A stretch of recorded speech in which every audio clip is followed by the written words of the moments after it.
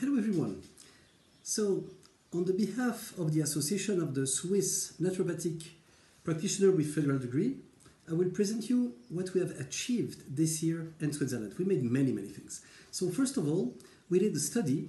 The study was interesting because it was the persistent spike protein syndrome, rapid resolution with ultraviolet blood irradiation.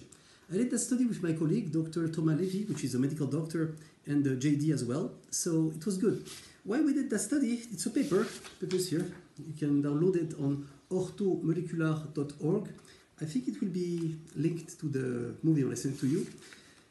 We did a 7 to 8 page paper with many references, 48 references, to explain how to do with the patient with a long COVID symptom. Because as you all know, with the coronavirus and the injections, there was many problems. Now it's admitted that injection create also problems and could not be so effective because the coronavirus make a mutation every 15 days. Now it's totally okay to discuss about that without being named a conspirationist. Anyway, I had patients that were suffering the long COVID symptoms with fever, muscle pain, no energy, memory loss, etc. and you name it. And you might have seen them too. So to know what to do with natural treatment, it was a bit invasive, but we can do that in Switzerland. Well, I remember the Dr. Verli that was in the past, which treated a therapy called HOT. It was hematogenic oxidation therapy. He used this device and this device. This was to collect the blood. So it is a vacuum bottle. You put a link here, you put it in the vein, and the blood will go in the bottle up to 150 milliliters. Once this was done, what did Dr. Verli do? He put the blood, he transferred it to this bottle with a UV. So it was a hard procedure. I bought the machine as well. That's the machine of Verli. And the UV was there. I don't know if you can see it online. It's not so powerful. It was inserted with a glass right in like this to irradiate the blood. So there was no contact between the UV and the blood. The process was about an hour, 30 minutes to an hour. And on the other hand, on the other side, there was oxygen, medical oxygen, that was shot through this tube to the bottle.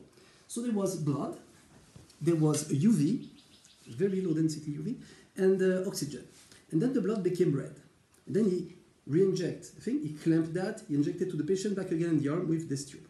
It's a bit complicated to do, it requires a lot of material, and it's very sloppy, but effective. So since I had studied that method, it was in Senegal, he was a Swiss doctor, I said, for those patients, since the UV is antiviral, anti-fungus, antibacterial, it's also helping when the blood is clotting in the arteries, or when there is a thrombosis in the vein. So I remember my studies when I was in Germany at this time. So I said, well, if the principle is working for normal virus, it can work for coronavirus. So I did a few, not tests, I did a few therapy with a modern machine this time. I took the Kastner device, this one, which is more protected. The UV is much stronger. I cannot really show you the UV because if I open it, it will not work. It's a protection. It's about 10 times stronger than the other thing. I think it's 280 nanometers, the length. And the material is very easy because what we used was only 2 trouble syringe with a tube, what we call extension line tube, this one, and a connector to connect both syringe. So the thing is, to take the blood of the patient, okay, we got the thing, that's easy. Then we make like a ping pong with the syringe going through the machine. In fact, you can see that on the study. There is a link that has been put on the study to explain that. It was on the back somewhere. There is the resources and the video link in the study. You can see the movie, it's about 8 minutes when I do that. And what is great with that, we did that on 11 patients for the study to confirm it was working.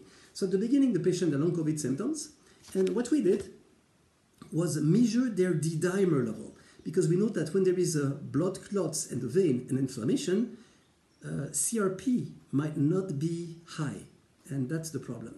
Thrombocyte might not be high, that's the problem. And since it was the spike protein that created those little problems, either from the injection, either from the inhalation of the virus, or both sometimes, well, we measure this with the D-dimer. And I had patients up to 8,000 D-dimer, 12,000 D-dimer. And it's the first time of my life, me and my colleagues, that the lab, when we make the check, they called us to say, hey, doc, there is a problem there. The spike is high, the patient might die of myocarditis or heart attack. So it was a really official worry, not a naturopathic problem, but a medical problem. So we said, okay, we measured that first. And since we do a study and we need to help the patient, we're going to do it on 2 treatments, spaced by 3 weeks. Not much, right? So it's not expensive. And what was astonishing is that almost every patient Well, out of 11, only one was not below 500, which was a bit old, but we corrected that after. And every patient was below 500 of D-dimer after 2 sessions. That's amazing. And what's amazing now, we're continuing the study to make a continuous study. So I will show you just 2 patients here. I cannot give you their names, but I give you their birth date. So that was a patient that was born in 1929, so 90 plus, right? She was having 16,258 D-dimer, which is a lot. I don't know if you can read that, if I put it on the behind. 60,000 something D-dimer. After 2 sessions, he got back to 576. 2 sessions, that's amazing. You will tell me it is more than 500, but at 96 something, she could be 800 without a problem. So the machine worked. So we continued that. There was also another patient which was a bit less spectacular. This one was born in 1957, so not so old. Okay, it's less than 80. And the first number was 740 of D-dimer. That's what we reach. You can read the number here, maybe backward. I don't know how it would be on the video. And after 2 sessions, what's amazing is that the patient was 520. That's what's amazing. So every time it works. So how do we do to make it work systematically? Well, I'll discuss that with Dr. Levy next month when I see him for a conference near Blonay, so it's in Switzerland. It's just that we had to make the ping pong a bit longer, 2 minutes, until the blood becomes super red, but really red, red, red, with foam. And that is re-injected in the patient. The total operation lasts for 8 minutes. So it was better than what Dr. Verli had done. So we published it, of course, on the study I showed you before. And the results were done in 2 sessions, with only 50 milli of blood. So for that, we needed to have, of course, a good machine for the UV. And of course, the idea of doing it, that was my idea, and Dr. Levy's idea as well. So that's what we've been up to for those last month with the ASNFD, to find a way to improve the therapist technique to help the patient, because now Corona will be a daily consultation with the patient with long COVID for a long time. As you know, the virus mutate every 15 days. And there was about 6-7 viruses in 2020. And when you make a vaccine or an injection, since it's not a vaccine, it was a generic RNA injection. So that increased even the mutation. And you know, coronavirus, they mutate every 15 days. And they last for 3 months. That was a lot of strain combining. And it stopped with the Omicron, which stopped the danger of that thing. But now we still have it. People make sinusitis. They have low blood pressure. They still have a lack of stamina. So what we do, what I advise you to do, make a blood check, test the D-dimer. And for this machine, for this formation, there will be formation in Ifensheim in Germany. The head, I'm not making publicity, I'm giving you an information.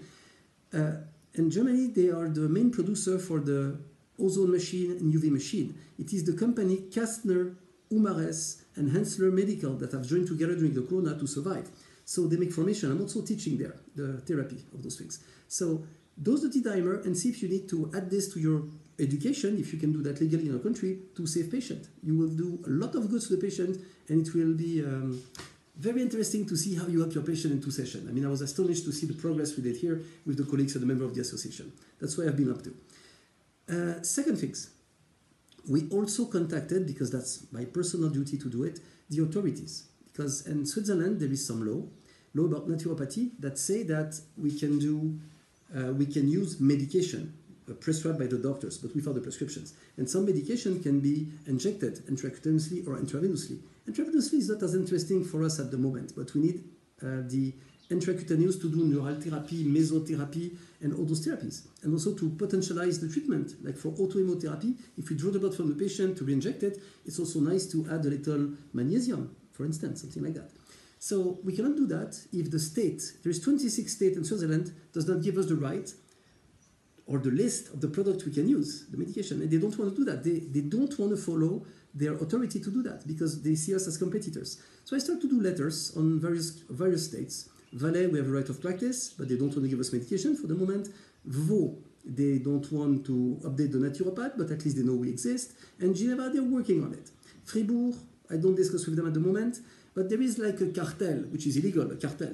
Because let me remind you that in Switzerland, well, natural medicine, what we call médecine complémentaire, has been added to the Swiss constitution under the law 118A, the article 118A, which says that every state, the 26 states, has to consider, at their possibilities, the work we do as natural practitioners. It's in the law, but they don't respect it. Of course, a second law is saying that every canton has the choice to do what they want. But what would be really the reason of blocking us? We're helping patients.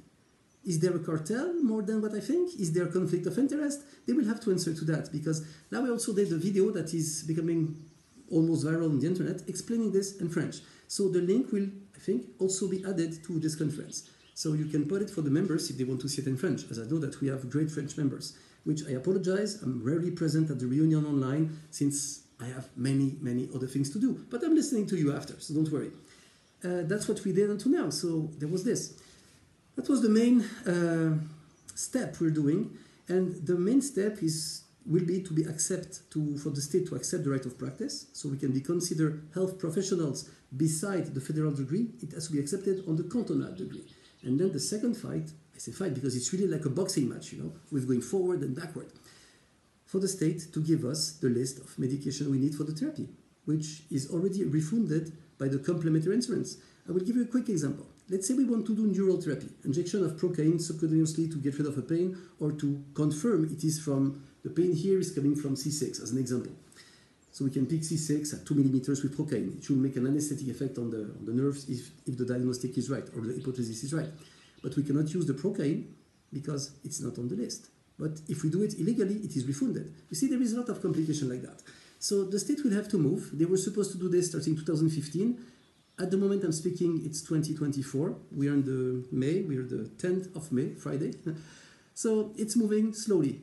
And it would be good that all the schools that are registered, I will not name them on this explanation, start to ask their students and their directors also to make letters to their health state doctors, to ask what is the list, because the list can change from a state to another. Why don't they make the list? Because they have students that will go out that will make some therapy, and they will not be able to work legally if they don't provide the list. Knowing that if the right of practice is not implemented, I didn't emphasize enough on that, or the medication is not given, it is useless to make a federal degree. Because of course we can make a medical diagnosis, because we have the knowledge for that, for those who studied it, of course. But to make the invasive act, or prescribe some specific element, we cannot use our competence if they don't do that. Well, that's where we are now in Switzerland, and me and my team are working actively to make that point move. Have a great seminar, great conference, and see you soon.